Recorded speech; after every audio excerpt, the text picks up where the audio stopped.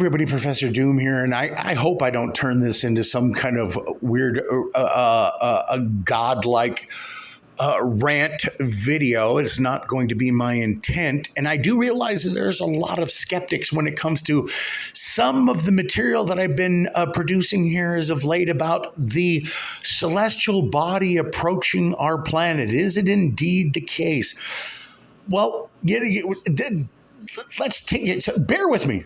Just follow along with me a moment here in this journey, because I want to share with you some ideas that I've been having about not only this story right here, but about the young kid who claims to have seen alien beings in his backyard in Las Vegas.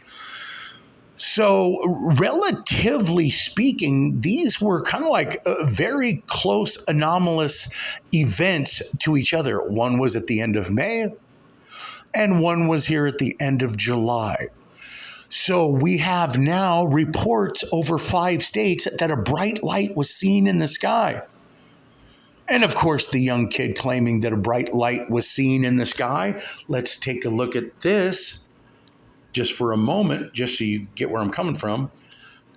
This police department caught a bright light streaming in the sky on their body camera. And then, of course, a 911 call was made by that youngster, and he said that he was seeing aliens in his backyard. But let's approach this from different points of view for a moment. Let's say he was telling the truth. Is there a possibility that the bright light that we've seen now over these 5 states today are actually that was a UFO or some kind of alien encounter that someone did not see like that youngster did? Let's say that bright light was that. Okay. Is that a possibility? Sure, it's a possibility. We don't know. But let's say for a moment that that youngster in Las Vegas was lying and it was a bright light. Some kind of little small meteorite, okay? And this new event in these 5 states was a little small meteorite. Then that begs the question, okay? There's a big question that needs to be debated about that as well. If you have 2 events happening close to each other, like I said, one in May, one in July, does this have any kind of indication that these are being pushed along in a gravitational path with a celestial object? What do I mean? Again, I realize that there are people out here who are skeptic about this topic, but please bear with me a second.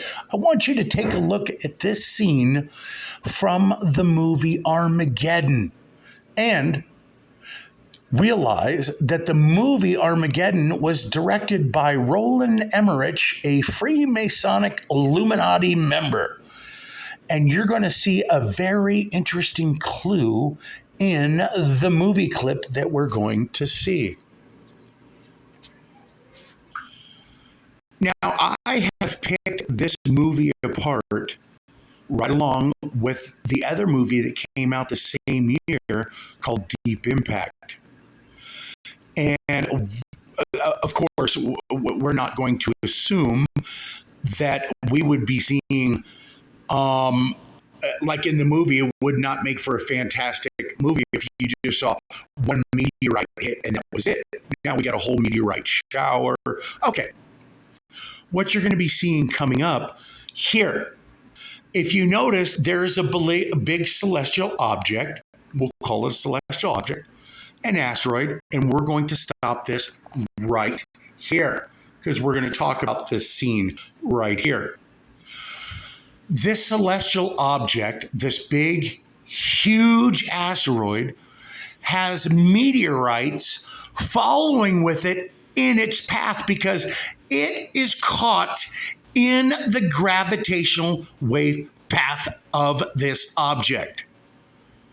So now that begs the question. Are the lights that we're seeing with the young man and this latest today, is this some kind of little meteorites that are caught in the path of some celestial object that is getting closer to our Earth? I'm just raising a question. We can debate it. No, I'm not saying that's for sure. Just asking the question.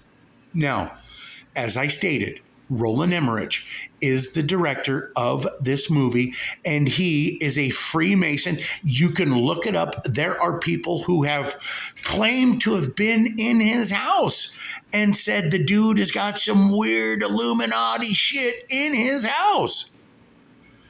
But this scene right here, do you guys recognize this gargoyle right here? Okay? And I want you to think about something. Think about underground bunker. Got it? Do you guys know the location of this scene right here? Well, it's none other than Paris, France, and that happens to be the Notre Dame Cathedral. Isn't it interesting? The Notre Dame Cathedral had these gargoyles taken down just in the nick of time before the fire started. Interesting, isn't it? But do you guys recognize this gargoyle from being on the wall, the wall art on the Denver International Airport in the Samsonite suitcase? That's where that gargoyle's modeled from. This gargoyle right here that's on the Notre Dame Cathedral in Paris. But there's something else. As I stated in my other videos, the elites have been preparing with underground bunkers for something, for some time. And not only have they, but they also have been doing it in ancient times as well, as if they knew some kind of disastrous event was going to happen. And as a matter of fact, a disastrous event did happen. How is it that there are cultures all around the world that speak of a great flood? And not only do they speak of a great flood, but they speak of about an individual who built a boat to save people and animals. And some of them just say it was a guy who created a boat and saved his ass and his family. Not so much about the animals. But do you see how there is, there's, how am I going to put this into words so you guys can, so you can understand this? Let's go back to whether this kid was telling the truth and whether this new light that was just seen yesterday, today, is actually alien visitors. And as I said in my other video, that this celestial body is getting closer to our planet where it's making it easier for them to visit. Think about this for a moment. Let's go back to biblical times, and I want you to think about something. For you guys can debate me about this in the comment section if you so choose. But hear me out. I've read the Bible many, many times because I believe that there has been ancient visitors, and I want to see if the evidence lies in between the pages of the Bible. And I want you to think about something very interesting. Before the Jews even came along, Babylon, Samaria, Akkadians, isn't it strange that they all built temples to sacrifice to their gods? They built temples to sacrifice to them. Sacrificed animals. The Jews come along, they build a temple, and they sacrifice animals. So how is it that the Jewish God is the one true God? Because they're doing the exact same thing that the other cultures were doing before them, the other civilizations. How is it that there are pyramids all over this world, and some of them look almost duplicate to each other, but they didn't have any kind of interaction with each other? How is it that this Bible speaks about some God being here at some time. And what, all of a sudden he decided to pack up and leave? Oh, but he gave his only begotten son, right? Is that what they want us to believe? Is that what they're telling us? He just packed up and left. What happens if he's now returning? What happens if all of these elites, these corporations that you see venerating this symbol that goes to some God, these secret societies that know something that we don't, and that just so happens that we are having visitors return? You can believe in Project Bluebeam. You can believe that aliens are all a lie. You can believe that we just somehow mysteriously materialized on some flat disk or whatever you want to believe. That's okay. I don't have all the proof of all that. So I'm not going to sit there and put my eggs in one basket and believe that there's a flat earth. I'm not going to sit here and brag that we're living on a globe. Hell, I don't know. You can claim that you do know, but 100% you don't know. Just like 100% I don't know. But that's the beauty of being able to sit here and talk about all the things that you want to talk about. Because we can see something's going on right now. We can see the Illuminati playing card telling us that there is a meteorite. And what's interesting about that playing card, let's take a look at it. It's made many freaking cards that have materialized into being clues for us to find. But how were they able to project all of these futuristic answers for us? How is that possible? But the interesting thing is, let's just say that these were not aliens that were visiting us. Let's say the kid was lying. Let's say that new light is not some kind of alien craft that someone didn't stumble across like that youngster did. Let's say that there are some kind of meteorites or meteors that are in the gravitational pull of this celestial body that is heading our direction. Let's say there's nothing on it whatsoever. Let's just say it's on its way. Okay. And we're feeling all of the volcanoes. We're feeling the earthquakes. We are seeing all of this, the earth wobble anomalies. We're seeing all kinds of weird anomalies going on. What's interesting is that these new lights do correspond with some kind of celestial body if it is pulling these things with it or pushing it in its gravitational pathway. Do you understand where I'm coming from? So to say that I'm absolutely out of my mind and ludicrous for even having an opinion or a position to take on this, how many freaking cards of Steven Jackson's Illuminati playing card has turned out to be clues that have some basis and reality to us? How many? And you have this one card here yet to morph into reality for us yet. Is there going to be a real moment where we can look back at this card and go, hot damn, it was right there in front of our face the whole time?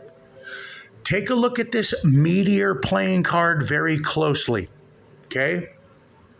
And if you will look, think about this for just a moment. Roland Emmerich, the director of Armageddon, had the dialogue in the movie that said this. It said, "We've just had a meteor strike that has taken out the European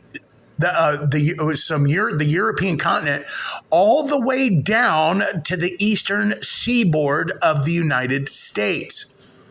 Okay, do you guys remember that? And you have this meteor playing card, or the meteor Illuminati card, and take a look at the weird weather anomalous pattern that's coming out of the tip of the meteor and going right to where? Florida, eastern seaboard.